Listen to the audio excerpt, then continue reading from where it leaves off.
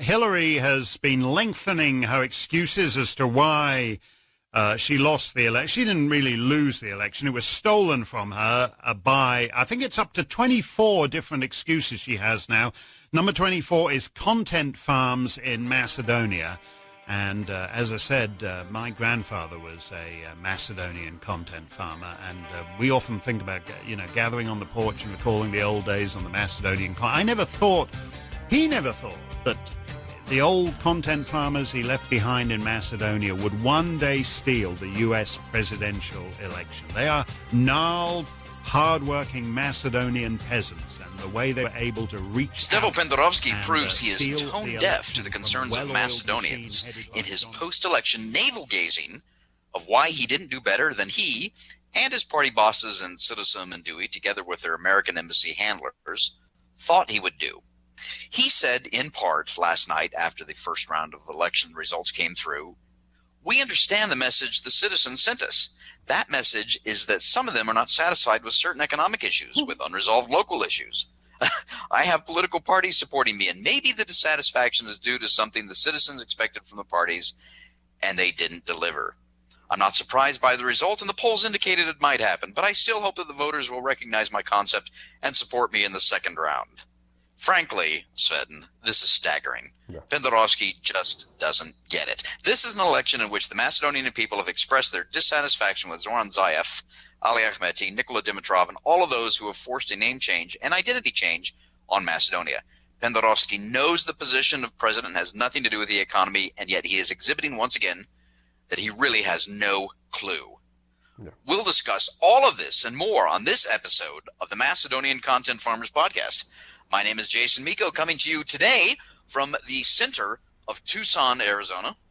And this is Sveten Shelemanov. I'm calling in from post-electoral Skopje, Republic of Macedonia. Sveten, yesterday was Easter as celebrated by Catholics and Protestants around the world, and I am Macedonian Orthodox, so I will also celebrate Easter this coming weekend when you do and your family and Macedonians around the world do.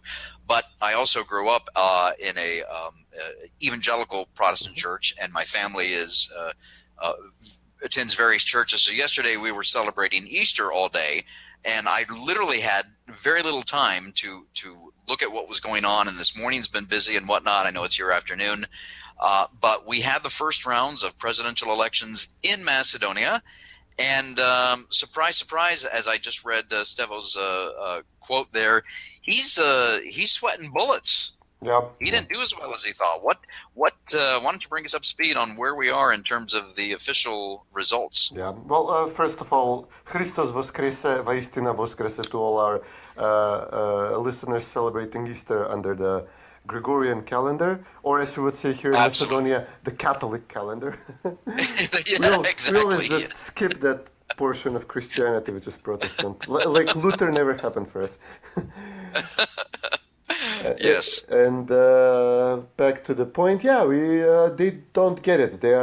He's such an ego trip guy, as we would say here. He does not, it cannot be his fault, and it cannot be that he did something wrong or was not an appealing enough candidate. It cannot be that he failed in the, 3, 4, 5 debates. He failed miserably. He was a horrible debater. Yeah. He was in everybody's face, making stupid faces, using the singular to speak to Professor Siljanovska, who is his senior, and then turning around and making the fact that she is his senior a campaign issue. He was not a graceful, competent, lovable, endearing candidate. I would not have a beer with him. I don't know if Glary America drinks beer. I would have, I guess, some vegan, brownish cup of tea with Sidanovska. I guess that's what she drinks. But Stevo was absolutely not, I come from the right, so I shouldn't be feel his political charisma, but he's really, I don't know, he doesn't have any charisma. Yeah. He doesn't have any charisma, and he, again, like I said earlier, he's tone deaf. He doesn't get. You're to your point. He's blaming it on everybody but himself.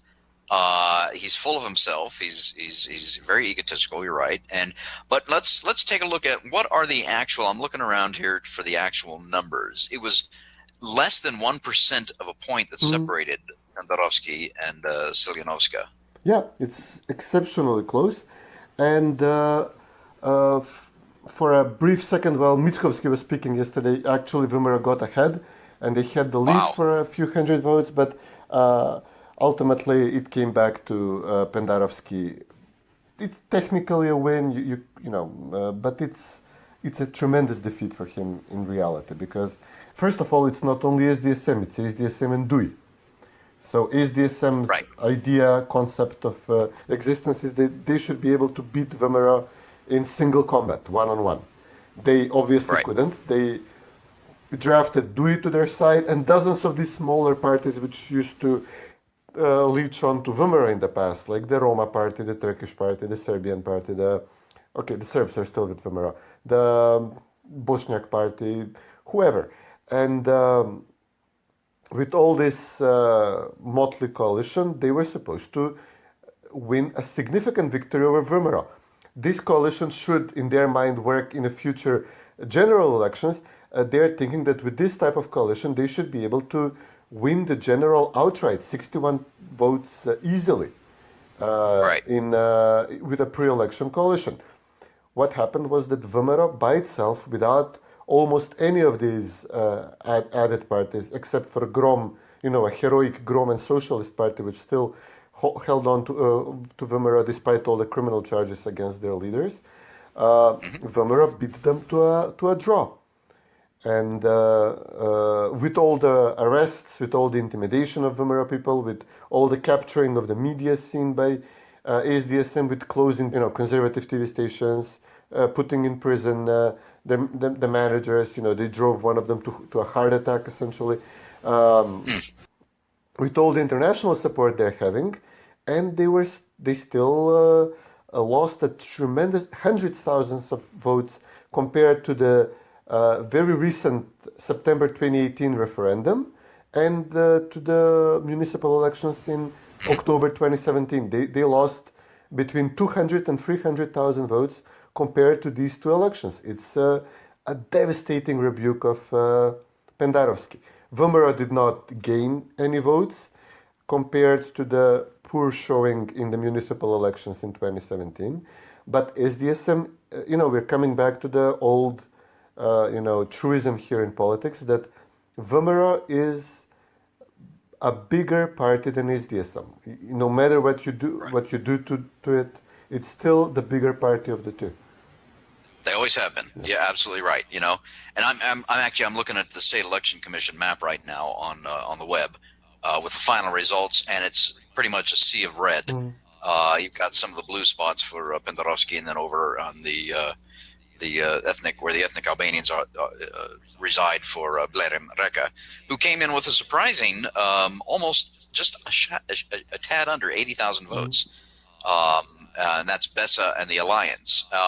I haven't had time to break down the numbers in terms of Besa, the Alliance, Dewey, and whatnot. I don't know if you alluded to the fact that several 100,000 votes that would have gone for Citizen in the past just didn't materialize.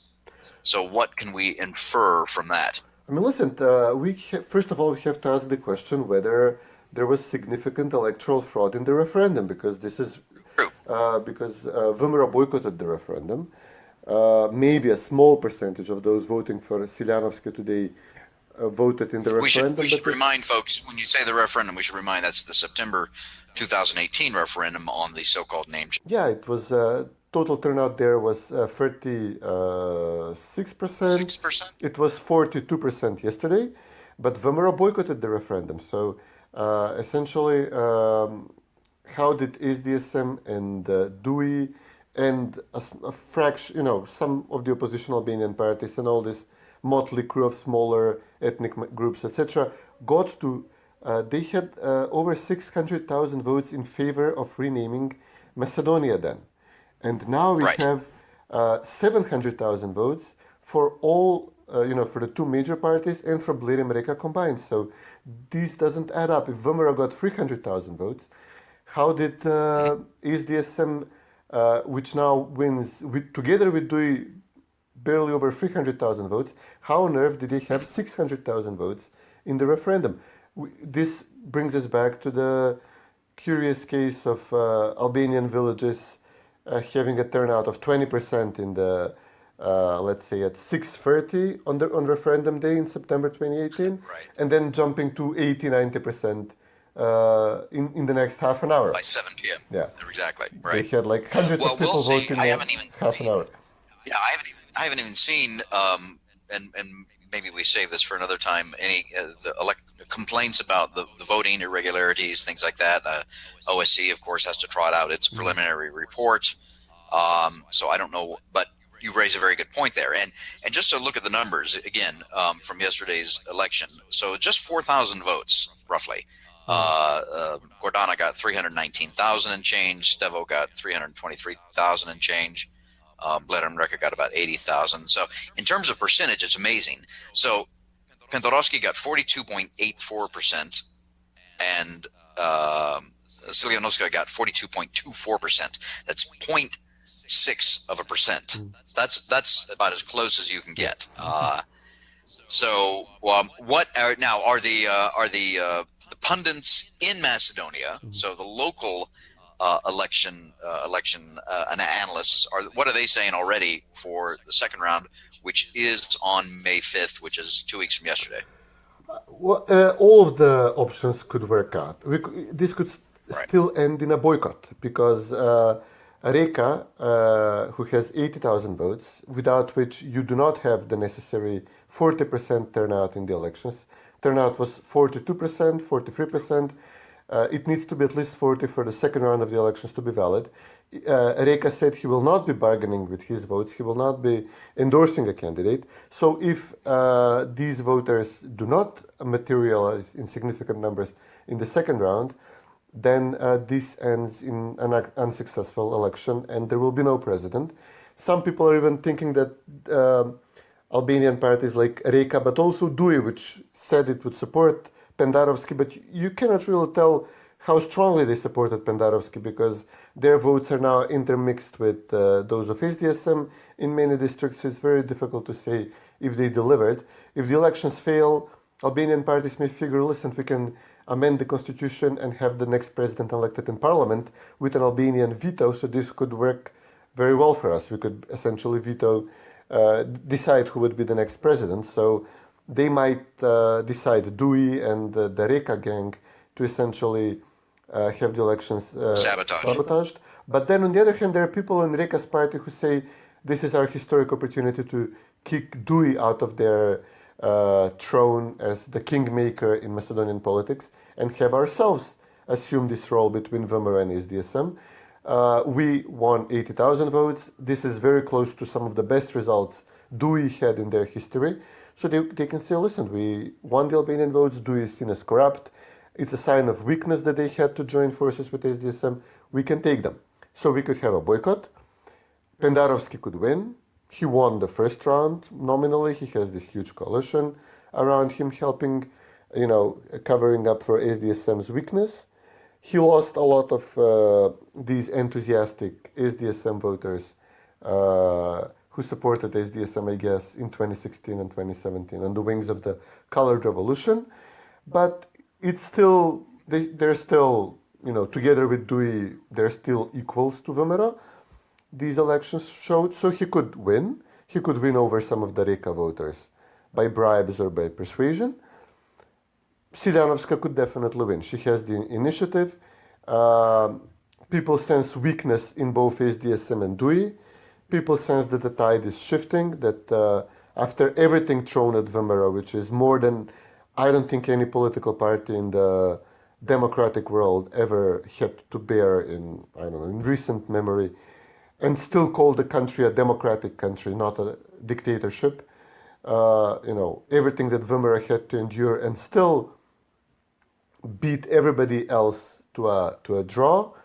This shows that Vămăra definitely can win, and people are sensing this, and recalibrating and calculating in their minds, these voters who may have been on the fence before the first round. And Vemora could also have a quiet, tacit, not very public, but effective coalition with Reka because they share the same goal. They want to bring down the Zaev Ahmeti government.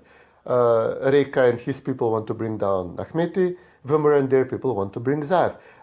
Reka's voters are more conservative. This is one of the parties supporting him is the Erdoganist party, which, there is an internationalist, mind meld here. And they could, they can. Well, we have the same enemy. I mean, the U.S. embassy here is our shared opponent. Yeah. No, and I do want to bring up a point because you make a very good point. I just want to kind of recap a few things that you've just said in the past couple of moments. Macedonia remains a traditionally conservative country, and when I say conservative, I mean that the vast majority of Macedonia's citizens, to include Macedonians and the other ethnic minorities, to include much of the Albanian population and the others, traditionally conservative, believing in faith, family, tradition, in adhering to what the men and women of the past have accomplished. I won't go into a Burkean discussion on the democracy of the dead. Actually, that's Chestertonian. But going back, I won't go back and talk more about Burke's thoughts on that. But you get my point. I think a lot of our listeners get my point about Macedonia being a very traditionally conservative country. That is, with the ethnic Macedonians, that is represented by Vomero, and we could talk about that. But also with Besa, not so much sure about the alliance. But I do think it's interesting. Just looked up real quick the numbers for the parliamentary elections in 2016. And Dewey received about 88,000. Besa and the alliance together received about 92,000.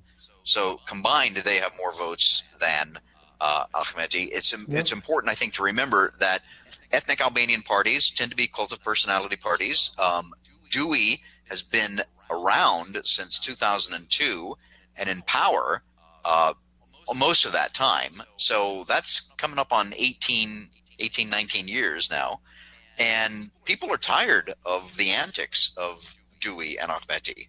Not just the antics, I should say the absolute outright corruption of his party, and never been called to the carpet on that. And the government talks about rule of law, and yet Ali Ahmeti and his people get away and are getting away and have gotten away scot-free. And I think you're right. People are tired of that. Yeah, they're shaky and they're ripe for the picking. And if I would bet right now, I would bet on a Siljanovska win in the second round. It looks, she has the momentum, she has the initiative, she came out of. She's not the ideal candidate for many Vemera people, but she was smart enough yesterday to offer Vemera what Vemera people want. That is, her main message in her essentially victory speech after the elections was, now it's time for Zaev to organize early general elections so you guys can get what you really want, a chance to defeat Zaev and SDSM in the parliament. Right. Yeah. And I noticed it's interesting on social media. I want to switch gears slightly, talking about our Boycottirum friends who are still believing that, the whole thing should be boycotted. And although, again, you just a moment ago, you said that if these elections in the second round don't reach the 40% threshold, we don't have a president. That's not entirely true. Macedonia does have a president. It's an acting president, and that acting president has a name, and that acting president's name would be Talat Jaferi, would be the acting president of Macedonia for at least 6 months while you organize new elections. And that is not in anybody's interests, in my opinion. I forgot where I was going with that. I just had a brain fart. I've got to stop the day drinking. Or increase it. Or increase it, exactly. Let's see here. Gosh, I don't know where I was going. Just drinking water, people. Come on. Yes. So, I know. So a lot of people on the Boycottirum side have said, well, she's not going to annul Prespa. Well, I understand the passion. I appreciate the passion of these people who say, yes, it should just be annulled, etc. But I think I should be a multimillionaire just by dint of the fact that I'm a nice guy, but I'm not. And you can't just annul PRESPA just like that. It just doesn't work that way. There's a process that has to be adhered to, even though we know that Citizen and Dewey and their handlers in the American Embassy and others have steamrolled over the democratic process and democratic institutions and democracy itself. That doesn't mean that we can do the same thing, and it's not good for Macedonia at all to do that. And there's a process whereby PRESPA can eventually be overturned. And I think that will happen in time. But it can't be she's elected on May 5 or takes the office on May 13, and then May 14th annuls it. It doesn't work that way. And I wish our friends in the boycott movement would understand that. Maybe they do, and they're just not saying that. I don't know. I mean, the existence of a boycott undercurrent in politics is not a proof of existence of a boycottira movement, because, we said Vimera essentially won the same number of votes it did in the municipal elections in 2017. But remember, we've never had presidential elections on their own, I think not since Trajkovski's death, since Cervenkovsky's election. 2004. When Pendarovsky was head of the State Electoral Commission, and the ballot stuffing in the Albanian districts was rampant, and then Cervenkovsky rewarded him, appointed him his advisor. Yeah, and I think it's worth pointing out that the 2004 presidential elections were irregular elections because Boris was killed along with his colleagues in late February 26, February 25, 2004. And so the elections that year were scheduled for the fall. Mm-hmm. And of course, they had to be sped up to, I think it was March or April of that year. Yeah, and our thinking always was that you cannot have even a 40% turnout for a president, because the office is not interesting enough, for presidential elections, if they're held only as a presidential election, because it's only one person. How many, people can he motivate around him in his inner circle? He cannot motivate anybody, like in the usual way politicians do. I'm going to get you a job or something. So, whereas when you have municipal elections, actually there are some thinking and some practical evidence that a municipal election is even a higher turnout election than a general election, because even though the general election is much more important, the way Macedonia works, centralized as it is, but the municipal election, you have literally each party has let's say 70, 60 mayoral candidates, maybe over 70. And then it has, let's say, about 10, 15 councillors each in each municipality. This is almost 1,000 councillors. So the chances that you do not know a candidate in a municipal election are zero. You will have somebody, a relative, a friend, a colleague, pulling you by your hand to vote for him, if no else, to get him made municipal councillor. Nothing like that happens during the presidential elections. So now Vimera won essentially the same number of votes it did in the municipal elections 2017, which does not really prove, which tells us that there probably isn't really a boycottira movement outside of Twitter and the social media. There is definitely, Vimera lost votes between 2016 and 2017 by losing all the smaller parties which clang on to them and many opportunists. But essentially we now have, since then, Vimera had some major figures from Mialkov and Nikola Todorov down leave the party, and Vimera is still winning, the same core number of votes. So the party, this is the party machinery as it is right now. This is the number of votes they can bring out. Siljanovska, I imagine, she did not bring out much of the neutral people from central Skopje, the urban elites from Skopje who might want to vote for her as a centrist candidate, but she may have had the effect on discouraging these people from voting for Pendarovsky. Because if Vimera had a proper, red in tooth and claw Vimera candidate, they might have voted against him or her. But with Siljanovska, maybe they said, okay, she's sort of kind of us, one of us. Maybe it's not worth voting for Crooked, Zaev, and Ahmeti, etc., just to, deny Siljanovska her her wins. So maybe this was her main effect here. Right. Yes. Well, we will. And I'm hovering over the various obstinas on the state election commission map here, looking at how many votes and percentages each one got, and especially the center obviously was Pendarovsky, as you alluded to, the effete elite that reside there, but surrounded by red, of course, which is Silyanovska. But back to your point about the Boykotiram movement, it may just exist on Twitter and Facebook and other social media sites. And again, we know that the core of Macedonia's electorate are traditional conservatives, many of them Vumero, and it's so. I think it all comes down to. Correct me if I'm wrong. It all comes down to turnout in the May 5 election, the second round, and which party can motivate its base to get out and vote. I mean, listen, I would much prefer if the boycott guys, to the extent they are out there in significant numbers, could come back. These are all dear people, and I would much prefer them providing the turnout for Vumero. Absolutely. Then, and this is the way I always describe it. Look, I'm an Arizonan. I knew John McCain. I knew him from when he first ran for Senate back in the mid-'80s. And I followed his career all of his life. And I knew the man. I campaigned for him, worked on his campaigns in a volunteer position. I never really did like John McCain for a variety of reasons, big government, etc. But in 2008, what did I do? I had a choice between John McCain and Barack Obama. And what did I do? I voted for John McCain. Yeah, sure. Because the alternative was so horrible. Yeah. And I think that's the case here. A lot of people may not like Guardana. Okay, that's fine. I don't agree with her on everything. There's no candidate for any office that I agree with on everything, and never will.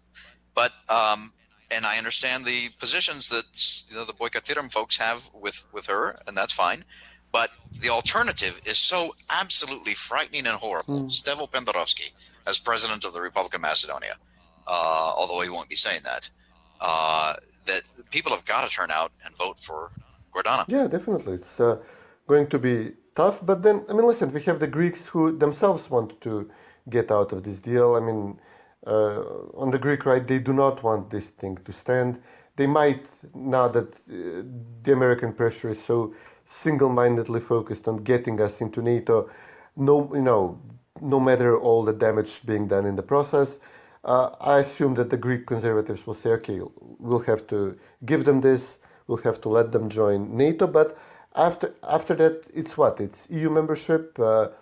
EU member countries do not want us there, like the Netherlands and France. They're waking up to the fact that maybe not 20% of Macedonia are Albanian, but still at least 20% are Muslim, and frankly, they do not want us to join there, and I don't blame them. I mean, given the state of news coming out from Macedonia daily, I wouldn't want to have this country join the EU either. And as a Macedonian, I also don't want us to join the EU, seeing what it does to sovereign countries and once proud countries like Italy and Greece, etc.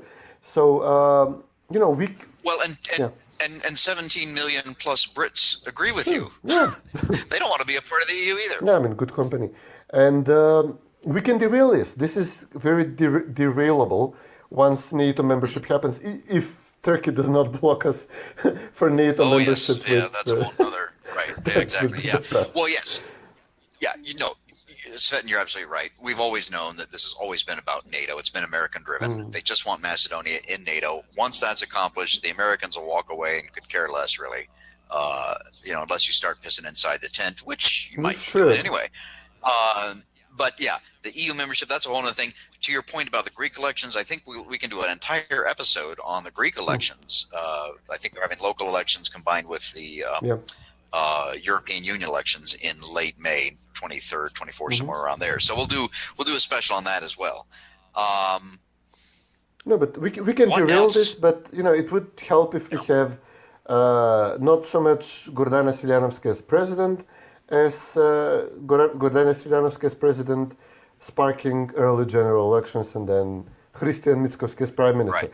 This would help derail the Prespa Treaty. If nothing else, we might be stuck with the name for a while in NATO.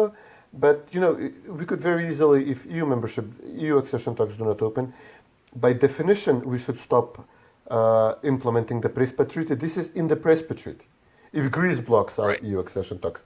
Now, if Greece doesn't block our EU accession talks, but the Netherlands does or France does, which is very realistic, again, motivation for implementing this crab sandwich in Macedonia would be zero. And if we have Vomero in charge, then it would be -1,000. So, yeah, and Mitsotakis, who is the head of New Democracy in Greece and the assumed next prime minister, has already said he's going to block Macedonia's accession to the European Union. With each of the 35 chapters, he's going to have plenty of opportunities to do that. Yeah, at that point, I have no doubt in my mind, Svetlin, that this whole thing will be reversed. It's a question of when, and I think patience should be counseled at this time. I mean, both of us, we endorsed somebody else, but okay.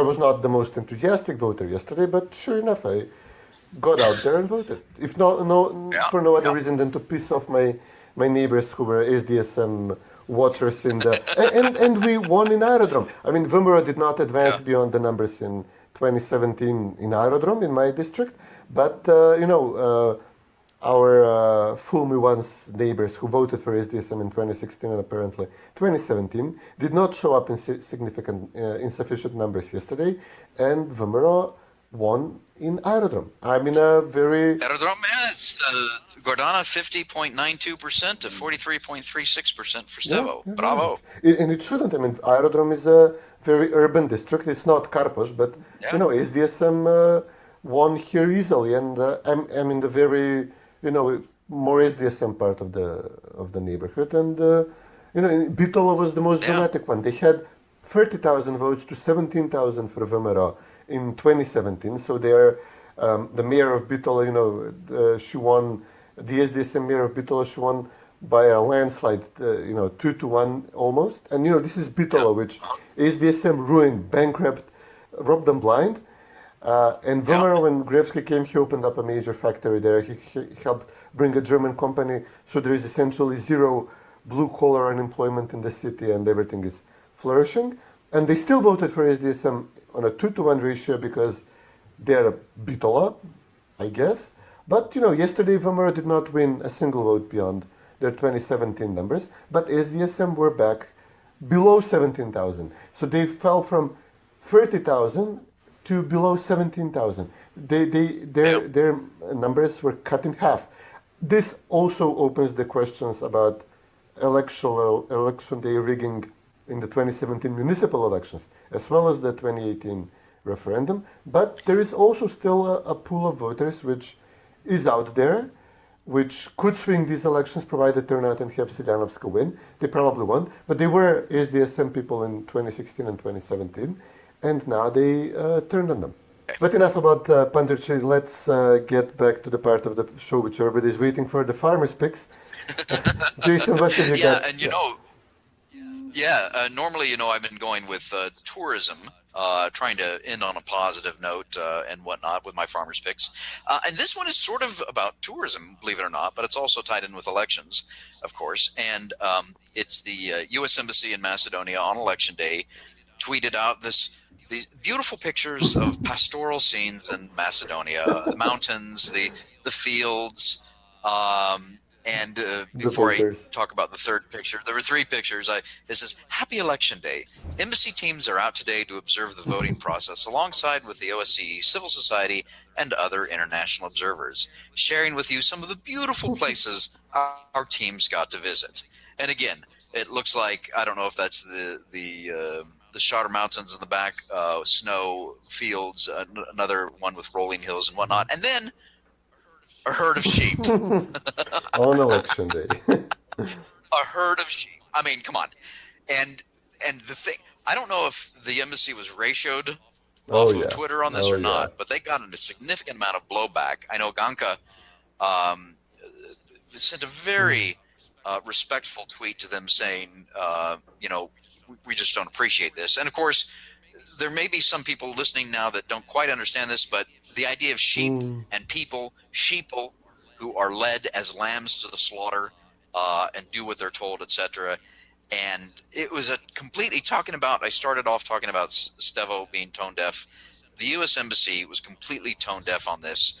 Their social media people should be fired. It was just ridiculous. I think it was a lot of people were offended by it, but a lot of people laughed about it. I was both offended by it and I laughed. And so to all of the Americans working at the U.S. Embassy, from your fellow American in Arizona who pays your salaries, we just really didn't appreciate that, and you might want to rethink your career path. Yeah, my response to that was not as dignified as Ganka's, but it was not technically a ratio. They still have enough suck-ups on their payroll to provide them with the likes and the hearts on Twitter. But the non-paid commentators on Twitter, they went ballistic. The way the U.S. Embassy has been influencing the political crisis throughout the years, and then this insult on top of injury. I mean, this is I don't know what to say. Yeah. I'm just happy that things are going so well in the U.S. as well politically. So. Oh yeah, well that's a whole other story. But to your point about the embassy and interference, and not just the U.S. Embassy, but the other Western embassies, that story is going to come out one day, and it's going to come out partly because I'm going to write it, but it's going to come out from other sources as well. So anyway, that's my farmer's pick. Svetlin, what farmer's pick do you have for us? Watching the Game of Thrones, obviously, season 8, episode 2, and one thing struck me in the whole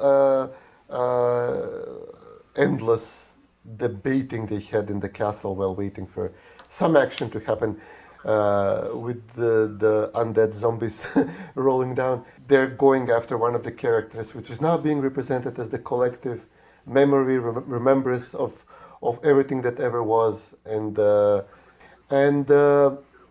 it reminded me, Gilly was giving a statement. We have to protect this character. We have to protect everything that ever was, and all the memory that of everything that ever happened and everything that we ever were.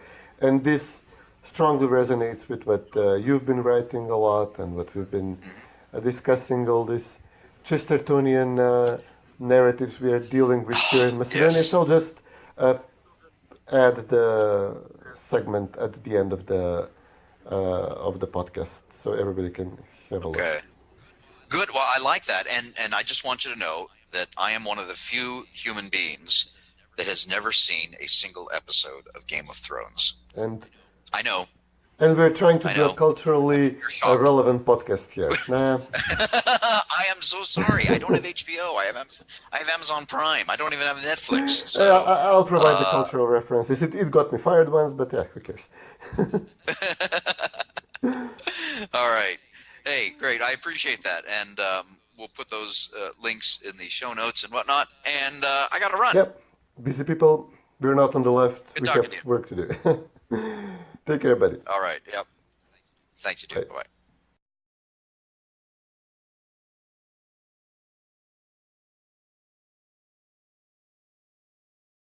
He'll come for me. He's tried before, many times, with many three-eyed ravens. Why? What does he want? An endless night. He wants to erase this world, and I am its memory.